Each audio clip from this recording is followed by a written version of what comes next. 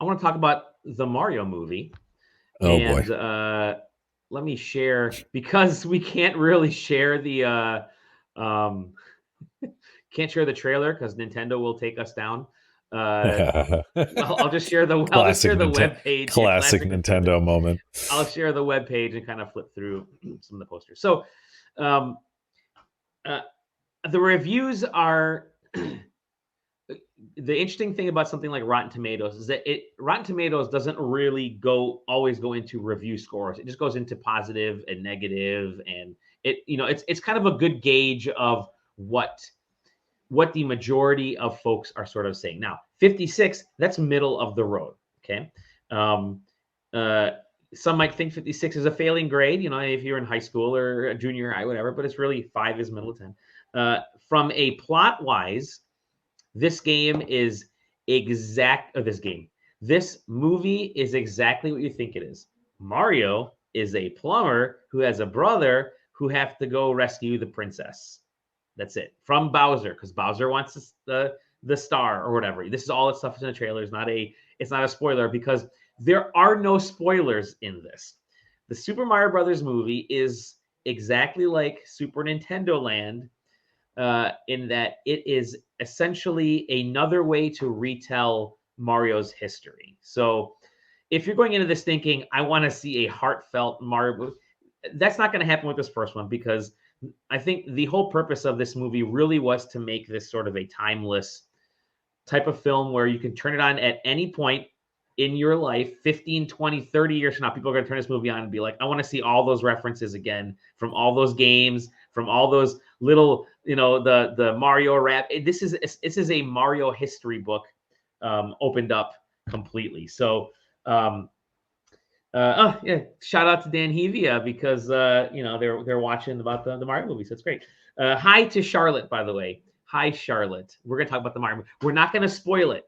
Um, I I really enjoyed it, and when I enjoyed it again from the standpoint of it's cool to go see this and see all of those references, because you're gonna be sitting back going, "There's that from that game. There's that from that movie. There's that. There's that. There's that. There's that." And it's great. It's total eye candy. It's Mario history candy. Um, Kids absolutely loved this game. I love this movie because we went with my daughter, went with a bunch of friends of ours. Their kids. A lot of kids in the theater dressed up like Mario and Peach and Luigi, had hats on and shirts on. They all left the theater going, and this was cool. And then there was Mario Kart, and then the princess, and then Donkey Kong, and then this.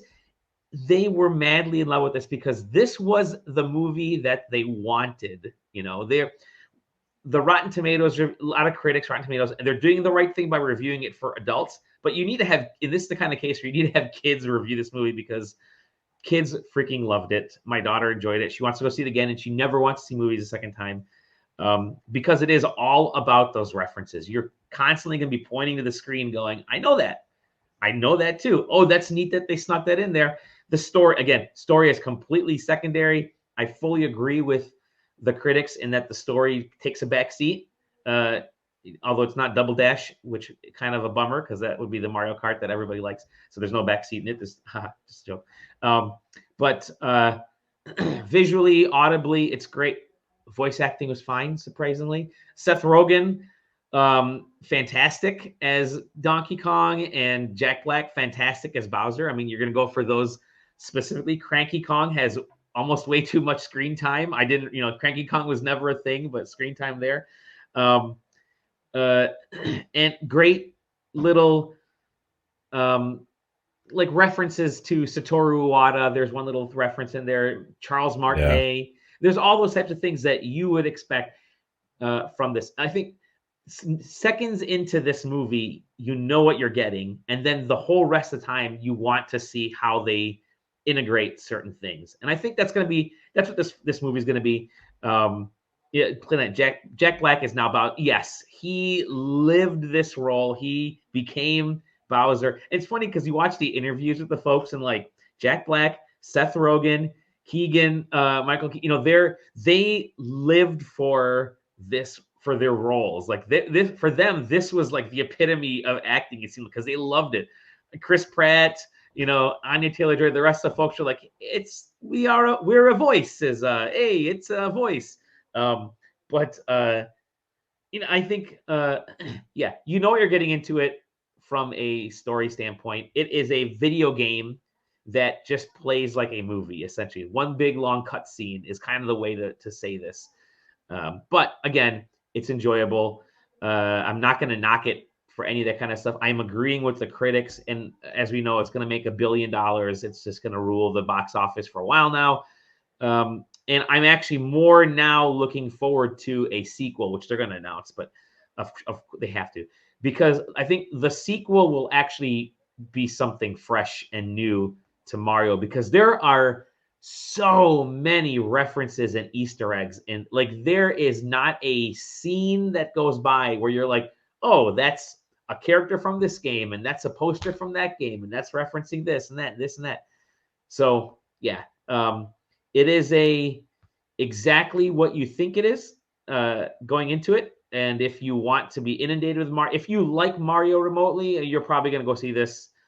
You're probably going to see it digitally. You're probably going to see it eventually. I mean, it's the kind of movie where it's going to be hard to avoid no matter what you try. But yeah, enjoyable, not groundbreaking, but I think it's the best way that I was explaining it was, it's the kind of movie where you're gonna watch it in 10, 15, 20 years, and you're just living off of those references, just like you would any Mario game, because this is essentially one long cutscene from Mario.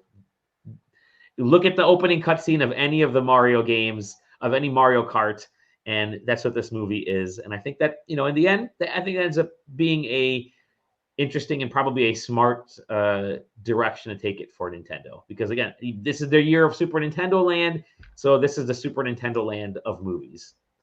Yeah, that's it. Any questions, Taylor, or is that kind of No, I understood your presentation yeah. perfectly. Thank you. I'm going to bring it back to the board, and we will discuss your proposal regarding the continuation of the Super Mario Brothers movie franchise. Yep. And again, Playland mentions the music. Really awesome how they use Koji Kondo's tunes in there.